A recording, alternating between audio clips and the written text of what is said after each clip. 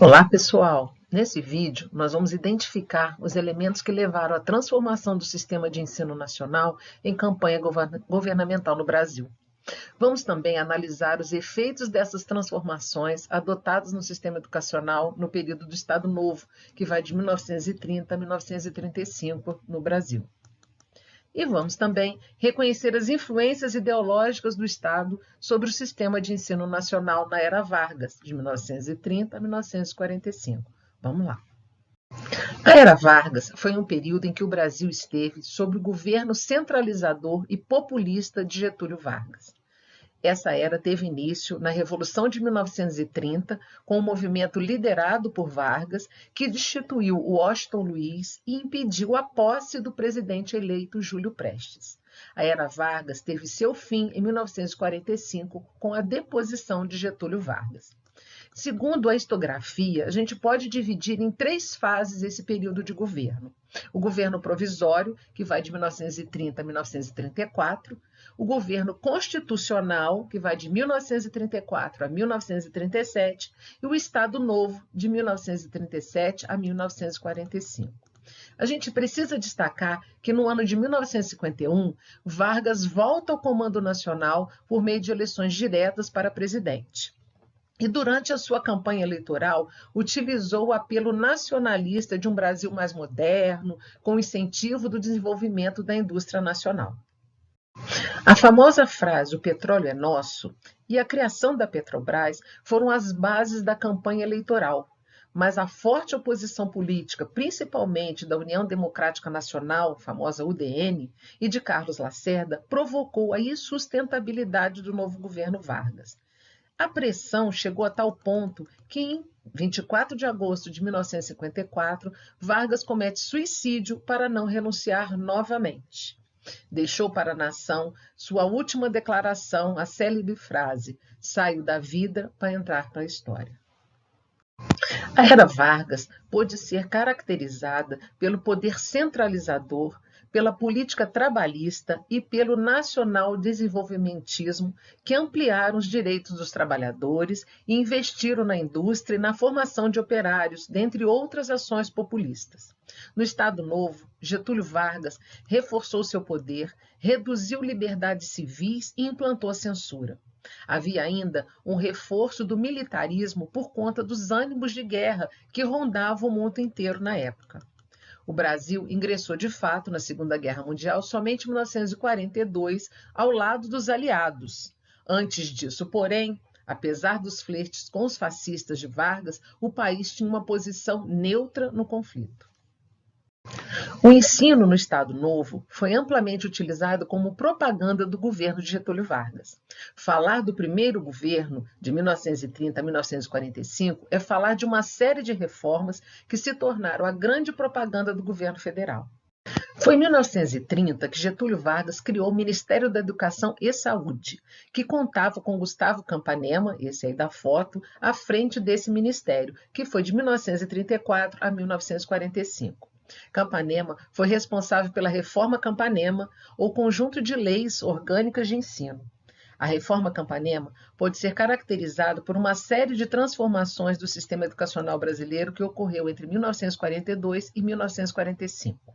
Dentre essas transformações, a gente pode citar a estruturação do ensino industrial, a reformulação do ensino comercial, reformas no ensino secundário e a criação do Serviço Nacional de Aprendizagem Industrial, o SENAI. Houve também a reforma universitária, com a criação e padronização de sistemas universitários público-federal. A criação da Universidade do Brasil, a criação da Coordenação de Aperfeiçoamento de Pessoal de Nível Superior, a CAPES, do Conselho Nacional de Desenvolvimento Científico e Tecnológico, CNPq, além de outras iniciativas.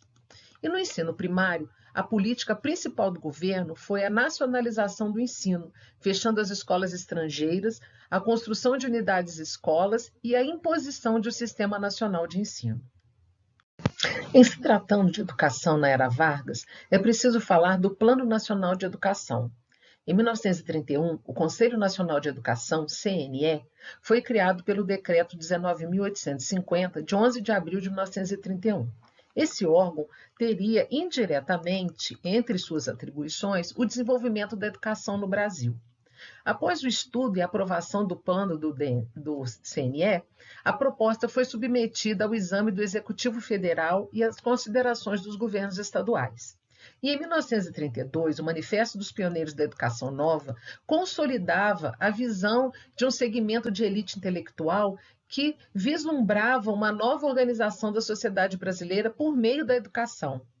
Redigido por Fernando de Azevedo, o texto foi assinado por nomes como Anísio Teixeira, Afrânio Peixoto, Lourenço Filho, Roquete Pinto, Delgado de Carvalho e Cecília Meirelles.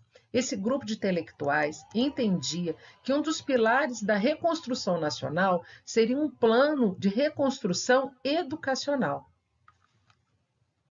Em 1932, na 5ª Conferência Nacional de Educação, realizada em Niterói, no Rio de Janeiro, a Associação Brasileira de Educação, ABE, estabeleceu como objetivo sugerir um plano de educação nacional na Assembleia Constituinte que viria a dar origem à Constituição de 1934. Em seu artigo 150, a Constituição de 1934 dispunha sobre a competência da União em fixar Plano Nacional de Educação, compreendendo o ensino de todos os graus e ramos, comuns e especializados, além de coordenar e fiscalizar sua execução em todo o país. Além disso, no artigo 152, colocava como atribuição do CNE elaborar o plano legislativo e sugerir ao governo as medidas necessárias para a melhor solução dos problemas educativos, bem como a distribuição de fundos especiais. Em relação ao Plano Nacional de Educação, a ABE sustentava que deveria obedecer uma racionalidade técnica. Dessa forma, seria garantida a autonomia das propostas dos educadores para as iniciativas governamentais. Após meses de trabalho do CNE, chegou-se a um projeto com 506 artigos, cujo artigo 1º afirmava que o Plano Nacional de Educação é um código da educação nacional e deveria abranger desde os princípios e diretrizes até as modalidades de ensino, controle e financiamentos. Em 17 de maio de 1937, o anteprojeto do plano foi entregue ao ministro Gustavo Campanema, que no dia seguinte foi entregue ao presidente Vargas, que enviou para o Congresso. Na Câmara dos Deputados, foi criada a Comissão do Plano Nacional de Educação. E em 10 de novembro de 1937, com o autogolpe de Getúlio Vargas, que deu origem ao Estado Novo, houve o fechamento dos poderes, né? E não foi possível mais o prosseguimento do Plano Nacional de Educação. Impedido de ir adiante, o plano foi retomado pelo Ministério da Educação e Saúde Pública, o MESP. A retomada do plano se deu em outras bases, com outros desmembramentos. O Ministério da Educação e Saúde Pública queria atuar com eficiência sobre a educação nacional em todos os níveis, com a promulgação de uma Lei Geral de Ensino, um Código de Educação Nacional, como uma condição prévia para a elaboração de um plano de educação. O Estado Novo não chegou a construir esse código, mas se empenhou em elaborar um conjunto de leis orgânicas. E a partir de então, o governo do Estado Novo usou as escolas como centro de difusão da propaganda governamental. Essa política propagandista também foi adotada na época pelo nazista Adolf Hitler e também pelo fascista italiano Benito Mussolini. Por isso da gente dizer anteriormente que o Getúlio Vargas flertava com o nazifascismo. Okay? A educação no Estado Novo tinha fator ideológico pró-Estado. As disciplinas obrigatórias instituídas nas escolas em 1937, como ensino religioso, educação moral e cívica, educação física, serviam ao propósito da educação cultivada por Vargas e presente na Constituição de 1934, em seu artigo 158. Com a ameaça de uma possível infiltração comunista, a partir de 1935, o governo Vargas se lançou numa campanha de saneamento moral. A efetivação das suas ações se daria em 1937 com a instalação do Estado Novo, e até 1945 a educação serviu aos interesses do governo. Assim, a educação moral e cívica, calcada na religião como uma concepção moralista e triunfalista, exaltando o nacionalismo, serviu aos propósitos anticomunistas do Estado Novo. A relevância da educação física era no sentido de formar nos jovens, dentre outros valores, o patriotismo. A educação física, nesse momento, tinha um cunho militarista, com o objetivo fundamental de cultivar uma juventude capaz de suportar o combate, a luta e a guerra. Essa disciplina servia para elevar a nação e estava vinculada à ideia de segurança nacional, com a preocupação com o adestramento físico necessário ao processo de industrialização recém-implantado no país. Ou seja, a educação física servia ao civismo e à doutrinação estado-novista. A proposta do Estado Novo era criar um sistema que unificasse as massas, com uma rígida base escolar alicerçada na cultura militar e voltada para a formação da indústria. Segundo o autor Curri, o Plano Nacional criou escolas profissionalizantes para mulheres na indústria, nacionalizou os estrangeiros no país pelo sistema de ensino e formou o cidadão segundo os valores do Estado, que não se colocava como neutro e deixava bem claro o seu papel na formação de jovens e crianças. Porém, o Estado Novo não se preocupava com o fim das diferenças sociais, muito pelo contrário. A educação impedia ou dificultava a mobilidade social, relegando os pobres, negros e mestiços a uma formação para a indústria, enquanto, para os brancos e filhos de famílias abastadas, deixava as atividades mais complexas, o que aconteceu na nossa história da educação desde o seu início. No governo entre 1937 e 1945, Getúlio Vargas criou uma máquina de propaganda para a divulgação do seu regime, com a atuação do Departamento de Imprensa e Propaganda, o DIP. A educação estava a cargo do Estado e deveria adotar as ideologias estado-novistas do anticomunismo, nacionalismo, eugenia, moral com base religiosa cristã, militarismo e ênfase no trabalho como fator enobrecedor do homem. O Estado e sua educação teriam que conferir ao povo certa uniformidade, não apenas em pensamento, mas também na capacidade física.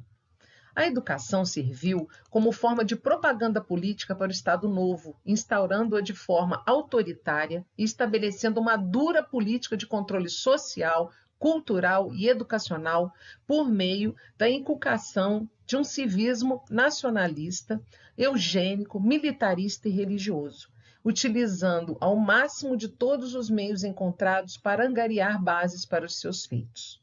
Como no nazismo e fascismo europeus, a ideia era promover a instrução intelectual e também a questão do corpo e da saúde. O corpo, assim como a mente, devia ser cuidado como instrumento de trabalho, pois era funcional para a indústria. A concepção do corpo, junto com a educação, teve respaldo do Exército Brasileiro, que atuou diretamente com o governador Vargas e o ministro Campanema. O governo acreditava que somente o Exército seria capaz de educar o povo, segundo os princípios da ordem e da disciplina. Assim, a presença militar foi muito forte na educação do Estado Novo. Os militares utilizaram-se da disciplina ensinada nos quartéis para normatizar regras dentro das escolas públicas e cultivar dessa maneira alunos que respeitassem hierarquias e obedecessem aos líderes políticos. Como já falamos, no setor educacional, o Estado Novo se configurou por meio da Reforma Campanema, com seus 8 decretos que regulamentaram o ensino primário, o secundário e as áreas do ensino profissionalizante, industrial, comercial, normal e agrícola. De todo modo, a Reforma Campanema, apesar das muitas transformações, manteve como característica no ensino brasileiro o dualismo de classes. Havia 2 caminhos a serem seguidos entre o primário e o ensino profissionalizante. Havia um ensino secundário público destinado às elites ou um profissionalizante para as classes populares. Isso filtrava aqueles que deveriam estudar menos e ingressar logo no mercado de trabalho, os pretos, pobres e mestiços. Era de extrema importância a profissionalização da massa trabalhadora precocemente no ensino secundário, devido à realidade socioeconômica em que se inseriu o Brasil, ou seja, o plano de avanço industrial. O Estado Novo precisava de mão de obra para sua industrialização e nada melhor que os pobres para ocupar esse espaço. Além de manter institucionalizado o dualismo no ensino secundário, o Brasil agregava valores para o curso do ensino primário voltados para o nacionalismo totalitário. Com o desenvolvimento industrial e urbano, os trabalhadores de fábricas começaram a ganhar atenção, já que o processo de industrialização desencadeado em 1930 passou a requerer mão de obra especializada. O Estado Novo manteve a gratuidade e a obrigatoriedade do ensino primário e estabeleceu a obrigatoriedade do ensino de trabalhos manuais em todas as escolas normais. Enquanto isso, o ensino superior e o trabalho intelectual eram direcionados para as classes mais favorecidas. Neste contexto, foram criados o SENAI, em 22 de janeiro de 1942, e o Serviço Nacional de Aprendizagem Comercial, SENAC, em janeiro de 1946. O governo do Estado Novo, com auxílio do Ministério da Educação e Saúde Pública e do Departamento de Publicidade e Propaganda, articulou uma dupla estratégia de atuação na educação e na cultura. Uma estratégia era voltada para as elites culturais e outra para as massas populares. O Estado Novo incentivava a pesquisa e a reflexão pelos intelectuais reunidos pelo ministro Campanema e reduzia, via seu órgão de propaganda, uma rígida política de censura às manifestações culturais populares. A propaganda do regime e do seu líder foi facilitada pelo controle dos mais variados meios de comunicação, principalmente rádio e imprensa. Gustavo Campanema esteve à frente do Ministério da Educação durante todo o Estado Novo e, ao seu lado, manteve um grupo de intelectuais, assessores, incluindo nomes como Carlos Drummond de Andrade, Mário de Andrade e Rodrigo Melo Franco. Os projetos educacionais e culturais encabeçados por este grupo resultaram na implantação de órgãos como a Universidade do Brasil, o Serviço do Patrimônio Histórico e Artístico Nacional e o Instituto Nacional do Livro. Segundo o autor Silva, Gustavo Campanema poderia ser visto como um ideólogo da cultura. Para Silva, a singularidade do papel de Campanema ganha mais visibilidade pela aproximação com os intelectuais nacionais. A composição desse grupo de intelectuais que trabalhavam com Campanema e interagia demarca uma heterogeneidade ideológica e práticas políticas. Havia os intelectuais católicos, os intelectuais autoritários e com influências fascistas, os modernistas como Mário de Andrade e os denominados educadores profissionais como Anísio Teixeira. Esse grupo de intelectuais entrou em evidência por nutrir, em sua visão de mundo, um anseio de transformar a sociedade e a cultura vigente por meio de ações políticas e articuladas, reivindicando uma liderança moral na nação por uma elite atuante. O sentido atribuído a esse grupo de intelectuais estava enquadrado no projeto político de Getúlio Vargas, em que a construção da nação moderna seria permeada e executada totalmente pelo Estado. Como vimos anteriormente, Gustavo Campanema, como homem de Estado, contribuiu com uma teia de relações com os mais diversos grupos intelectuais do período. Campanema demonstrava uma postura política que combinava negociação e independência política no trato de assuntos políticos e nas suas relações com os intelectuais. Neste mesmo período, foi estabelecido a reforma do ensino secundário, estimulando o ensino profissionalizante, o que permitiu a criação do SENAI e do SENAC, que nós vimos anteriormente. Uma outra questão foi a afirmação dos princípios católicos na condução do ensino superior, o que proporcionou a abertura das faculdades católicas, dando origem à uma pontifícia universidade católica. Contudo, as metas de modernização da educação, o incentivo à pesquisa e à preservação das raízes culturais brasileiras, almejadas pelos intelectuais do ministro Campanema, nem sempre foram alcançadas, pois muitas vezes eles esbarravam nos procedimentos centralizadores e com a burocracia do regime do Estado Novo. O conceito de cultura defendido no Estado Novo estava alinhado à construção de uma brasilidade de costumes e linguagens e deveria excluir as influências estrangeiras identificadas ora com o comunismo, ora com o nazismo, apesar das tendências fascistas de Vargas. A ideologia do Estado Novo era transmitida em cartilhas infanto-juvenis, jornais de circulação nacional, pelo teatro, música, cinema, nos carnavais, nas festas cíveis e também nas populares. A Rádio Nacional, os jornais O Amanhã, A Noite e a revista Cultura Política tornaram-se porta-vozes do regime. As publicações contavam com intelectuais das mais diversas correntes, voltados à doutrinação das camadas populares. A rádio foi um o rádio, no caso, foi um dos veículos de maior eficiência na difusão da política, do projeto político-pedagógico Estado Novista. No âmbito das manifestações cívicas, o governo deu apoio ao projeto de apresentações de canto orfeônico de Heitor Villa-Lobos, comuns durante as concentrações populares no estádio do Vasco da Gama. Durante o Estado Novo, o povo era considerado matéria bruta a ser lapidada pelas elites. Por isso, o governo controlava e fiscalizava as mais diversas manifestações da cultura popular nacional. Prova disso era o esforço em converter a figura do malandro na figura do exemplar operário.